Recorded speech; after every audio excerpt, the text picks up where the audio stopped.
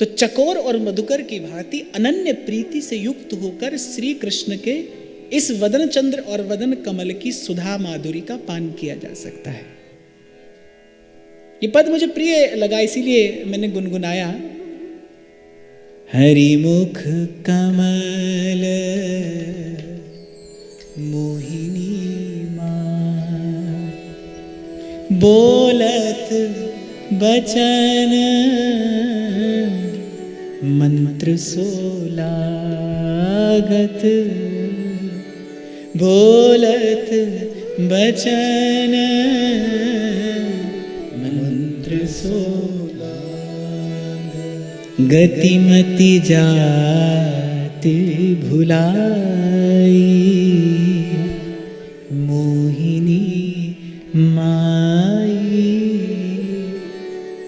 आप बोले तो गाएं।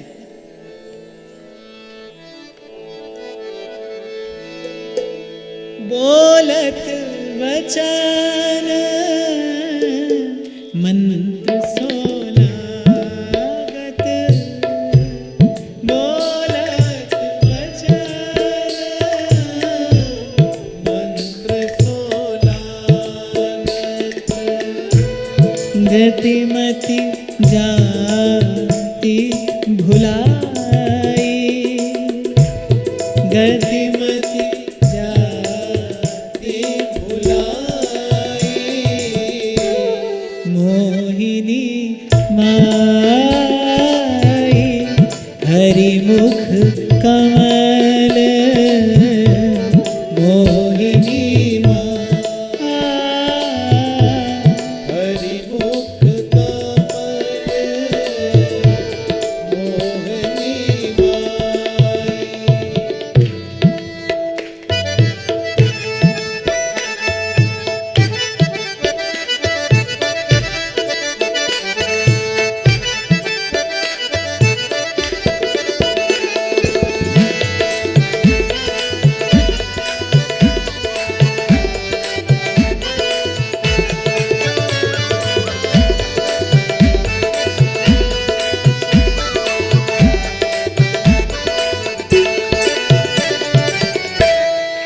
एक होता है आंख से देखना, एक होता है उसी वस्तु को मैग्नीफाइंग ग्लास से देखना। तो संतों की दृष्टि से देखना क्या है? श्री ठाकुर जी के स्वरूप को मैग्नीफाइंग ग्लास से देखना। कुम्मन दास जी कहते हैं कि कछुक उठत मुख रेखें, केतिक दिन जो गए बिन देखे। जब श्री ठाकुर जी की मुख माधुरी का वर्णन करते हैं तो मुख कमल पे कहां कहां रेखा उठती है उसका भी वर्णन करते हैं। ऐसे सूरदास जी कह रहे हैं, कुटिल अलग राजत भौं ऊपर, कुटिल अलग राजत भ्रुव ऊपर, जहाँ तहाँ बगराई, जहाँ तहाँ बगराई मोहिनी माई। हरिमुख कमल मोहिनी माई। बड़ी मीठी बात जो सूरदास जी कह रहे हैं कि कुटिल अलक राजत भ्रुव ऊपर और जहां तहां बगराई। वो जो कुटिल अलकावली है, कुटिल माने सीधी नहीं है। अच्छा, श्री कृष्ण के सौंदर्य में कुछ भी सीधा नहीं है। उनकी गति, तेरी चाल अजब मतवारी, उनकी गति, उनकी चितवन, उनकी बोलन, उनकी हंसन, उनकी प्रत्येक भंगिमा सीधी नहीं है, कुछ भी सीधा नहीं है। जैसे आप श्री राम का दर्शन करो तो बिल्कुल सीधे खड़े हैं धनुष हाथ में लेकर, ऐसे नहीं है श्री कृष्ण। कुछ भंवर सा है, फंस जाए कोई। सूरदास जी कहते हैं कि कुटिल अलग राजत भ्रुव ऊपर।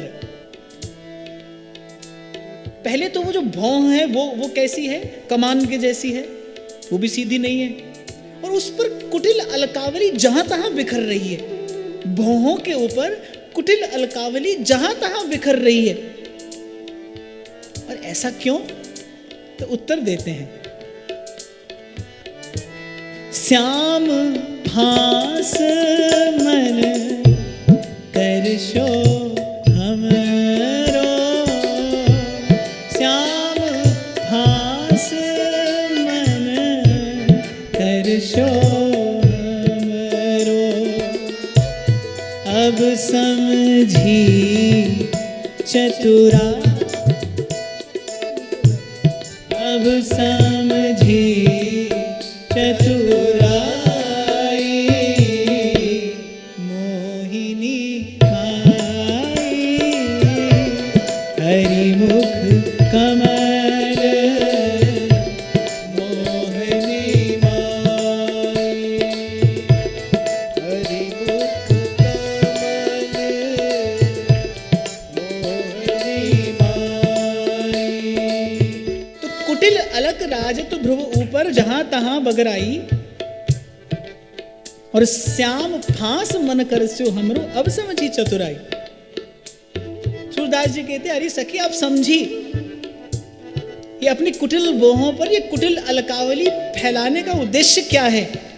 ये अलकावली नहीं है,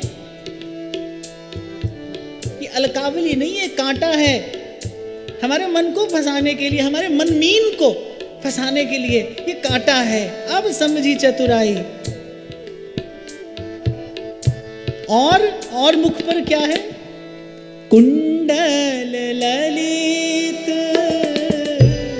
कपोलन झलकत, कुंडल ललित कपोलन झलकत। श्री कृष्ण के स्वरूप की दो विशेषताएं हैं, एक कुटिलता और एक चंचलता। तो सूरदास जी भी जब मुखचंद्र का वर्णन करते हैं तो ये दोनों विशेषताएं उपमान देकर बताते हैं। भौं से और भौं पर विगरी फैली वो जो सुचिक्कण श्याम घुंघराली अलकावली है, उससे कुटिलता का संकेत करते हैं।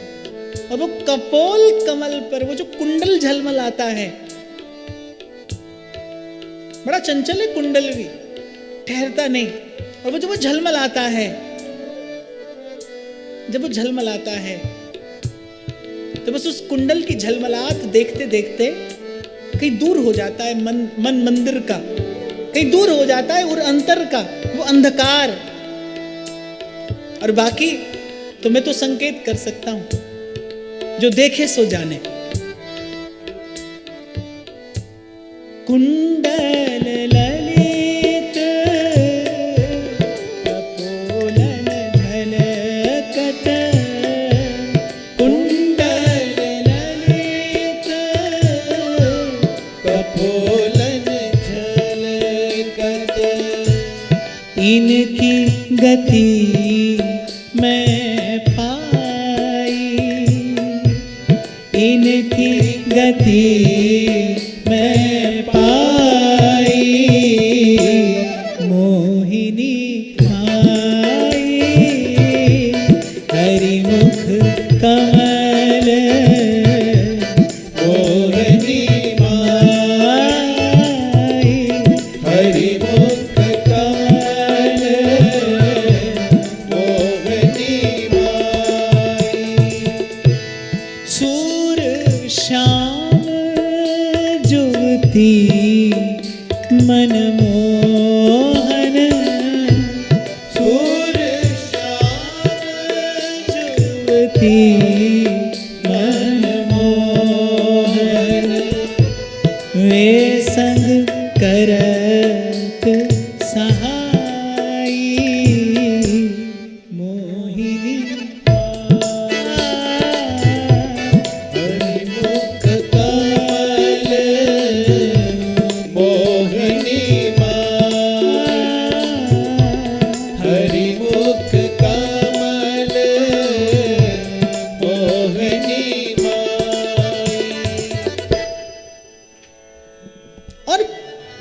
कुंडलों की वो जो चलन है, वो जो हिलन है, वो जो झलकन है, उसमें कोई विशेषता तो है, उसमें कोई विशेषता तो है।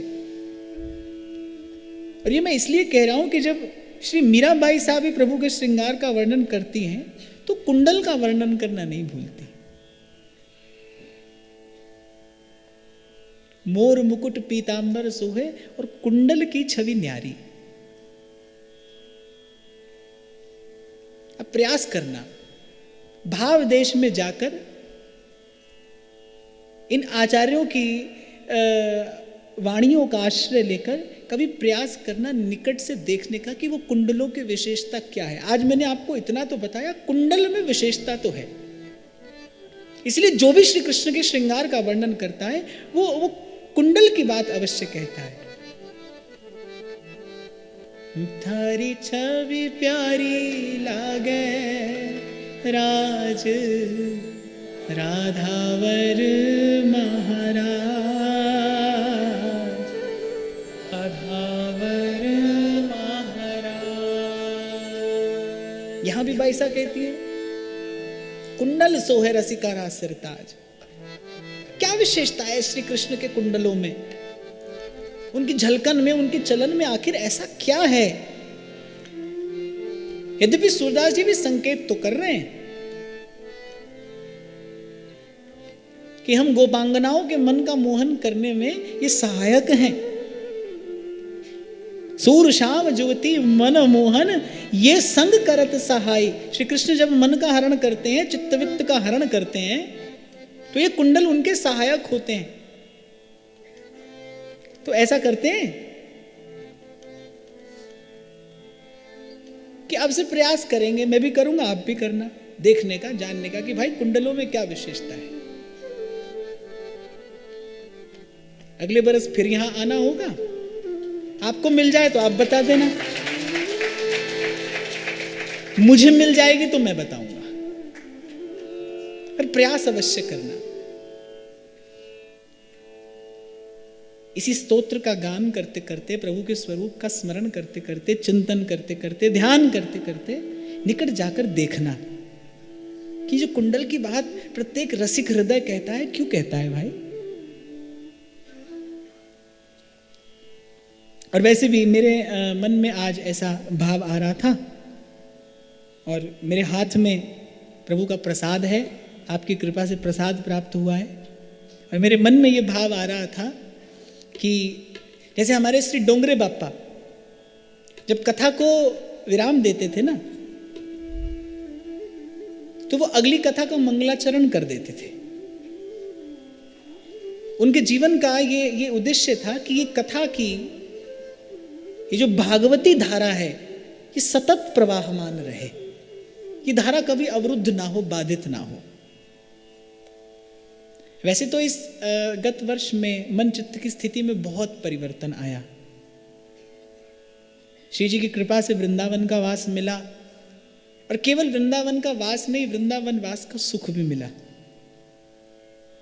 और वृंदावन वास का सुख मिले तो फिर श्री सूरदास जी कहते हैं, सूरदास प्रभु कामधेनु तज छेरी कौन दुहे, अली किशोरी जाए कहां अब बड़ो ठिकानो पायो।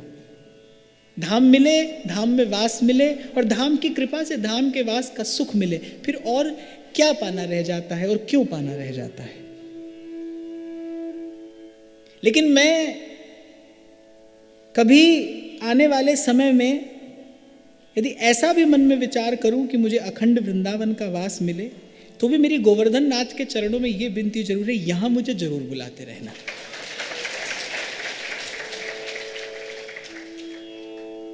और मैं भी आज बैठा बैठा मन से ही प्रभु से विनती कर रहा था कि मैं भी अगली कथा का मंगलाचरण करके ही जाऊंगा। मैं पिछली बार भी करके गया था, मैं पिछली बार भी अपने मन में अपने भाव से प्रभु के चरणों में विनती करके गया था। इसीलिए मैंने कल कहा था ये वो स्थान है जहां मैं केवल कहता नहीं, वो सुनते भी हैं।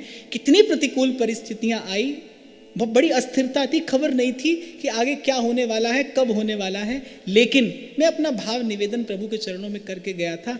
और समय आया, उचित समय आया, प्रभु ने कृपा कर दी और मुझे अपने समय पर यहाँ पर बुला लिया।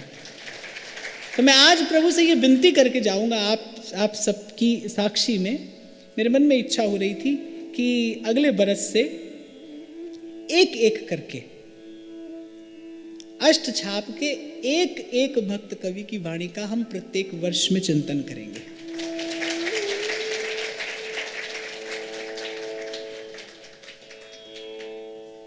तो कम से कम 8 साल की कथा तो पक्की हो गई।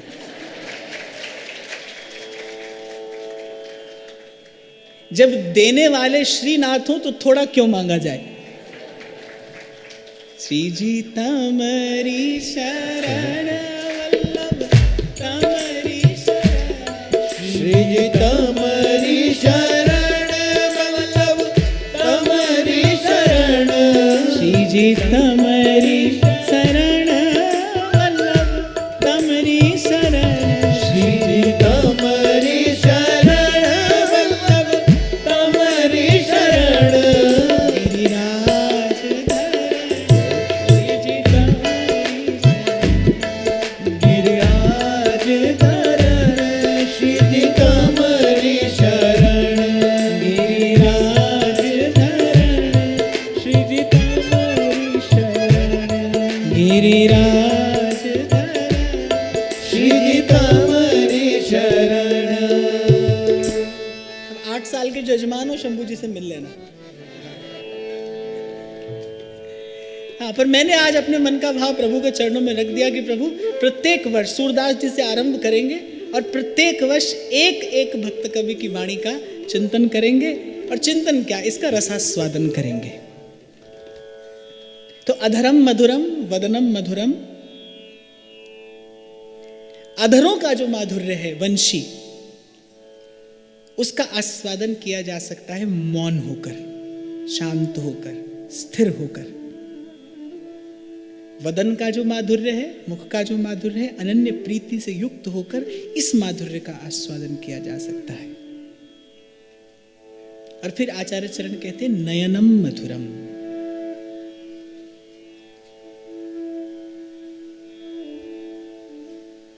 नेत्र कैसे हैं? अमी हलाहल मद भरे, श्वेत श्याम रत्नार,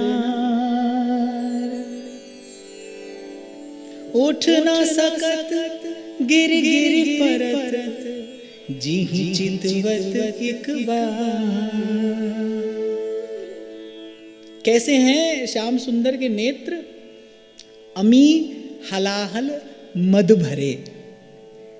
नेत्रों में मुख्य रूप से 3 रंग हैं, श्वेत है, श्याम है और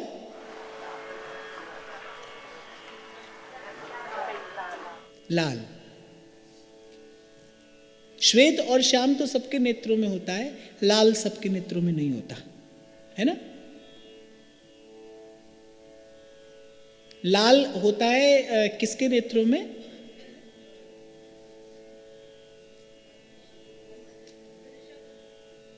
जो पिए रहता है कुछ, उसके नेत्रों में लालिमा होती है। कुछ पिए रहे जो, माने जो जो उन्मत्त है, उसके नेत्र लाल होते हैं, अरुण। और श्री कृष्ण तो रसिक शेखर हैं। रसिक कौन? जो रस का पान करे।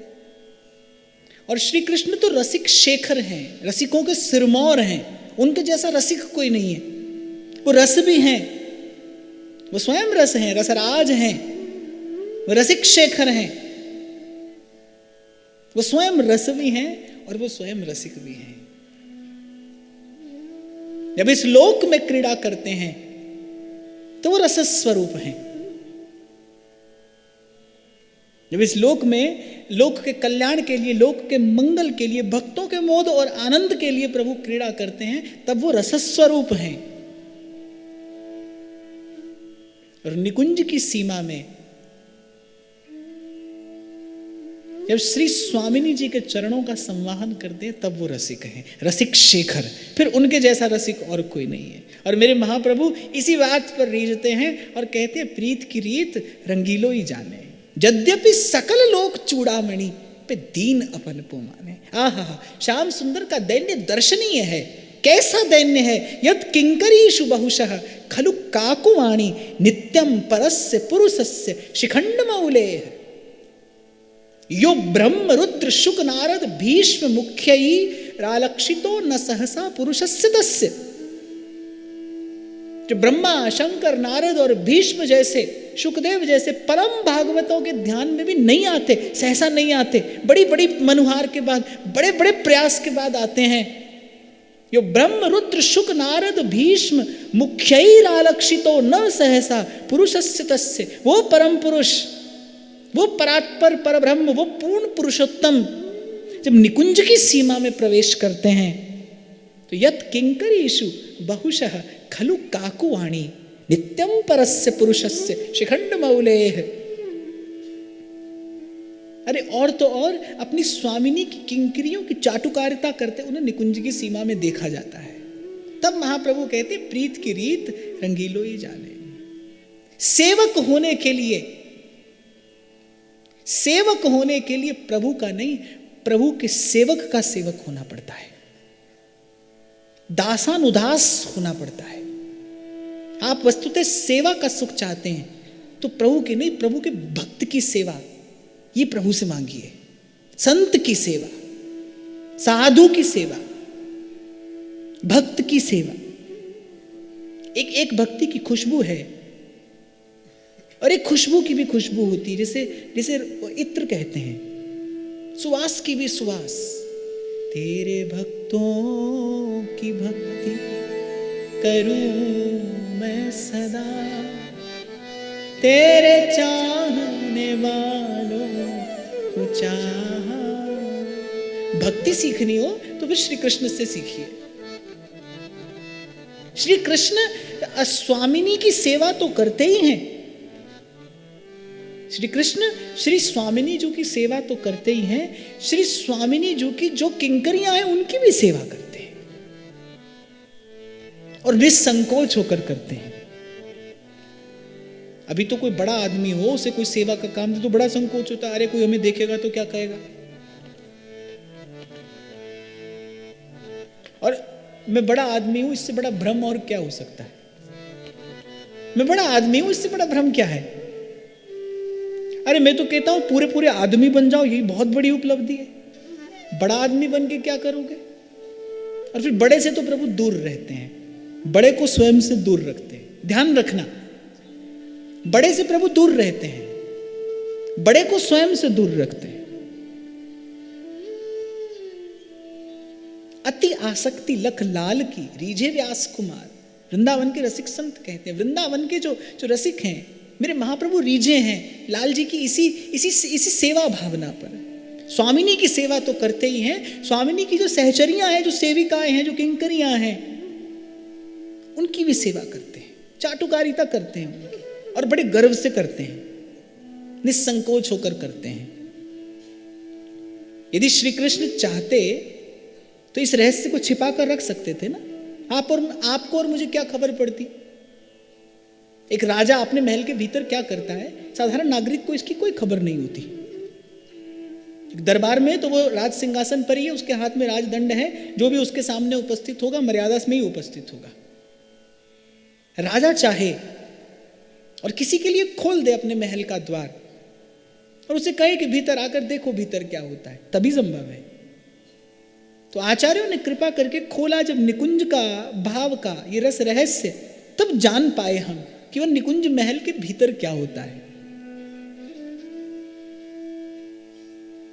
ये झांकी कौन कर पाता। चरण मोहन लाल चापत चरण मोहन लाल। क्योंकि महल की सीमा से बाहर तो मैंने कहा वहां तो वो परात्पर परब्रह्म हैं, वो स्वयं रसराज हैं, वो स्वयं रस स्वरूप हैं, वो वेदों का प्रतिपाद्य तत्व हैं। श्रुतियां उन्हीं का गुणगान करती हैं, उन्हीं को नेति नेति कहकर मौन हो जाती हैं। उनके अतिरिक्त कोई और नहीं है, कुछ और नहीं है, कहीं और नहीं है। कृष्णात् परम किमपि तत्त्वमहं न जाने, निकुंज की सीमा है।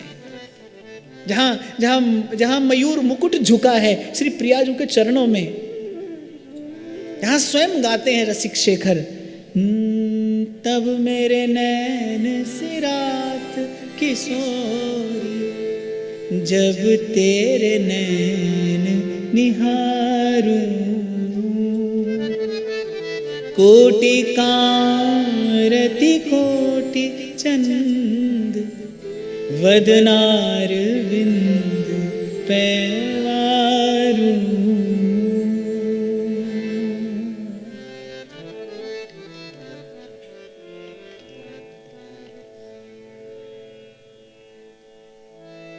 क्या कह रहा था मैं? कहां पर बात हो रही थी?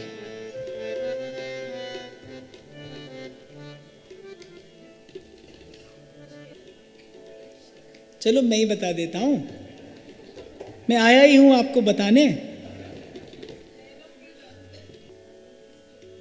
बात ये हो रही थी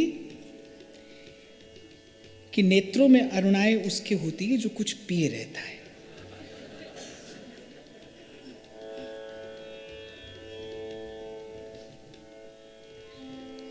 और श्री कृष्ण रसिक हैं, रसिक शेखर हैं। और वैसे भी जितना रस पान करने की सामर्थ्य उनमें है, उतनी किसी और में नहीं है। और आवरण रहित रसपान अगर कभी किसी ने किया है, कोई करता है या करेगा, तो वो श्री कृष्ण ही है, आवरण रहित। लोक में भले श्री कृष्ण रसराज हों, पर वस्तु स्थिति क्या है ये आचार्य अपने सिद्धांत में उजागर करते हैं। वस्तुतः रस कौन है? श्री राधा। श्री कृष्ण के लिए विद्वान कहते हैं, योत्फलम च नंद नंदन, श्रीमद् भागवत का परम फल, निगम कल्पतरोर गलितम फलम। श्रीमद् भागवत श्री कृष्ण है, और श्रीमद् भागवत को क्या कहा? निगम कल्पतरोर गलितम फलम, शुकमुखाद अमृत द्रव संयुतम। फल है श्री कृष्ण, फल है। बहुत लोग प्रश्न करते हैं ना कि श्रीमद् भागवत में तो कहीं श्री राधा का प्रत्यक्ष दर्शन नहीं होता, पेड़ पर लगे फल का ही दर्शन होता है। रस का आस्वादन तो फल चखने वाले को होता है, देखने वाले को नहीं होता।